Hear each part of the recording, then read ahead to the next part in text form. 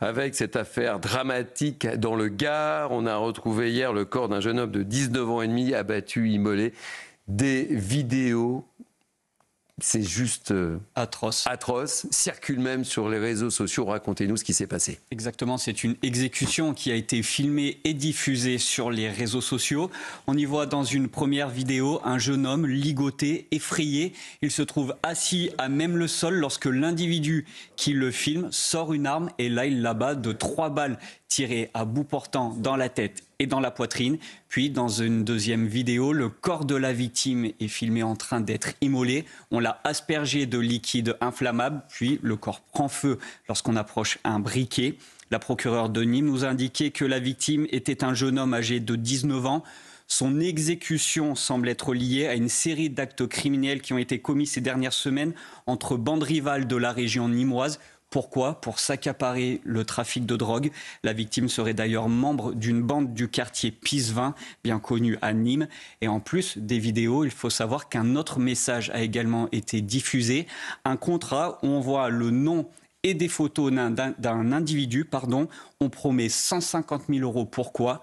Pour l'abattre. Alors, s'agit-il de la victime qu'on a retrouvée ? S'agit-il de quelqu'un qui est lié directement à cette exécution ? L'enquête va devoir répondre à toutes ces questions. C'est dramatique, cette affaire. Najwa El Haïty, vous êtes avocate. Ça ne vous surprend pas, cette histoire, en fait ? Non, ça ne me surprend pas au regard des affaires que je suis amenée à traiter. La barbarie est là, la violence également. Vous assistez à une guerre de territoire entre bandes et vous rappeliez que l'exécution était filmée, diffusée. En fait, c'est le règne de la terreur que ces gens-là veulent mettre en place. C'est-à-dire, ils avertissent l'autre bande rivale pour qu'ils ne recommencent pas. Donc, vous êtes vraiment dans une contre-société. Tout à l'heure, on parlait de contre-société. Bien là, vous avez une contre-société avec ses règles, ses codes.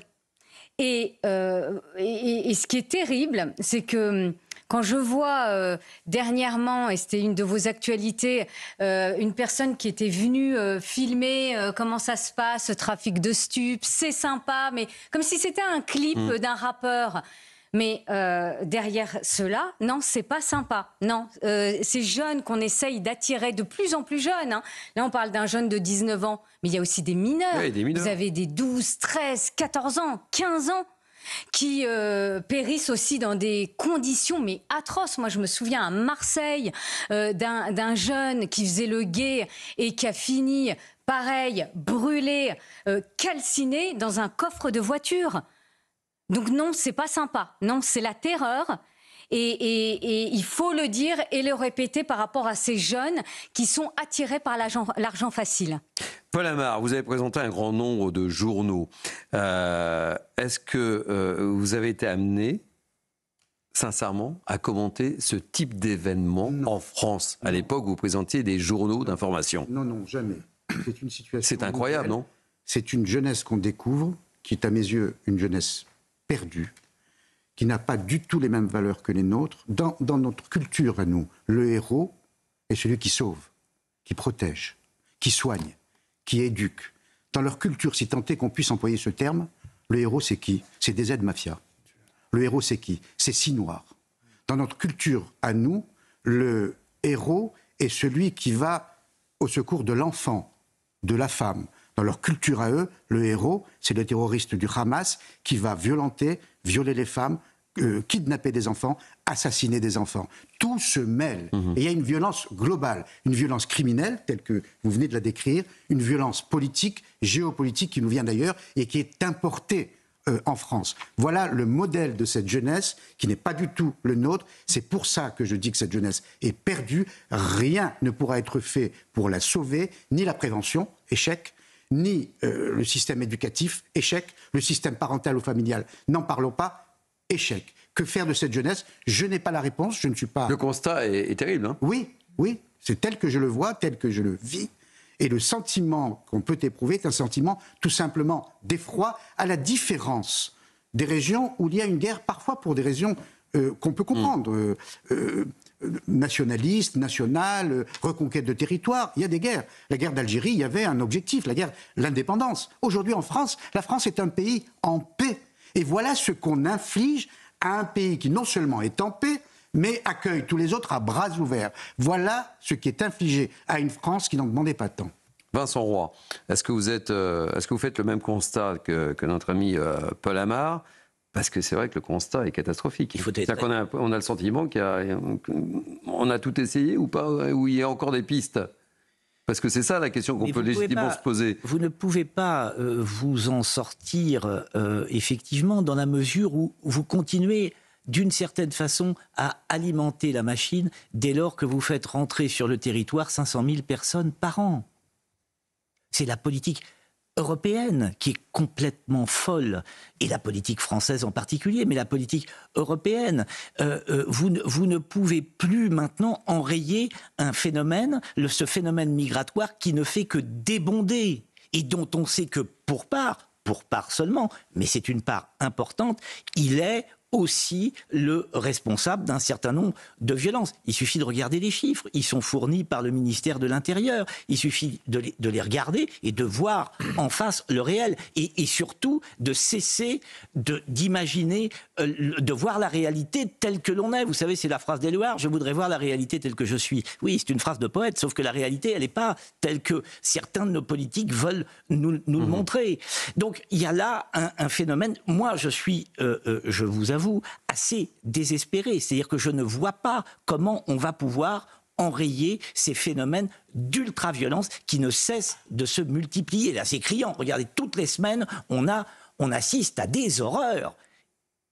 À des horreurs. Et effectivement, vous avez raison, c'est la terreur qui est en train de régner dans ce pays. Et dans tout le territoire. C'est-à-dire qu'il n'y a plus un endroit où l'on peut se dire « Ah bah tiens, ici, c'est tranquille, etc. » Non, c'est fini dans les petites villes. Regardez ce qui s'est passé à Limoges. Limoges était traditionnellement une ville tranquille, Limoges. C'est bon.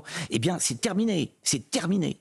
Édouard Tétrault, quel est votre regard? Est-ce que le constat que vous faites également est aussi pessimiste que nos amis Vincent Roy et Paul Amar? Donc, dans mes contre-propositions là, pour le JD News cette saison, j'essaie toujours de trouver, sinon une solution, en tout cas des pistes. Là, clairement, si le sujet, c'est la drogue et le trafic de drogue, il y a deux réponses possibles. La répression, et puis aussi taper la source. Je trouve qu'on est d'un laxisme incroyable sur les consommateurs de drogue. Ah, c'est bon, on l'a souvent rappelé. On manque, vous avez raison. On manque encore de... ça ne veut pas dire que ça va cesser du jour au lendemain, mais si on veut éviter d'armer ces barbares, eh bien, il faut commencer par taper très fort sur la consommation de drogue qui leur permet de se fournir en armes, qui leur permet de payer 150 000 € pour exécuter quelqu'un dans la rue ou le torturer. Moi, je sais pas, Paul Amar s'en souvient, moi, ça me rappelle l'affaire d'Ilan Halimi, le gang des barbares. Sauf que à l'époque, le gang des barbares, c'était la une de tous les journaux pendant 10 jours. Oui. Là, ça passe en tout cas... Il faut chercher les solutions, et les solutions, c'est évidemment la répression, et taper fort sur la consommation de drogue, pénaliser le consommateur de drogue violemment, si on veut un jour espérer que cela cesse ou s'atténue. Najwa, le constat, c'est que ces jeunes n'ont plus peur de quoi que ce soit, en fait. Ils n'ont plus peur de quoi que ce soit. Ils n'ont pas peur de la mort, pour eux-mêmes. À commencer. Et ils ne ressentent aucune empathie. Il n'y a plus d'humanité, hein. Et vous le voyez dans leur regard, hein, pour en avoir, on va dire... Côtoyé, tout à fait. Et c'est effrayant. C'est effrayant. Alors, quand on parle de lutte contre le trafic de stupéfiants, le gouvernement veut y mettre des moyens, mais les moyens sont colossaux. Enfin, il faut y mettre des moyens. C'est ce que je veux dire par là. Il faut mettre des moyens colossaux. Pourquoi ? Parce qu'en face, vous avez des trafiquants de stupes qui n'hésitent pas à corrompre des agents pénitentiaires, à corrompre des magistrats. Alors, certains cèdent à la corruption. Certains cèdent aussi aux menaces. Il n'y a pas que la corruption. Vous avez aussi des agents pénitentiaires qui sont menacés eux-mêmes, qui voient aussi leur famille menacée. Et donc, c'est face à tout ça qu'il faut, où il faut être au rendez-vous, j'ai envie de vous dire. Et la coopération internationale est fondamentale. Pourquoi ? Parce que les gros bonnets, vous croyez qu'ils sont en France, les gros bonnets ? Les gros bonnets, ils ne sont pas en France. Les gros bonnets, ils sont à l'étranger. Et d'ailleurs, j'ai même assisté, il n'y a pas si longtemps que ça, à un gros procès de cour d'assises. Et je peux vous dire que le trafiquant de stupes qui gérait tout et qui était le cerveau n'était même pas au procès. Il était à l'étranger. Donc voilà la réalité. Et cette réalité-là, face à cette réalité-là, vous avez un gouvernement qui est déterminé, mais il faut y mettre des moyens extrêmement importants.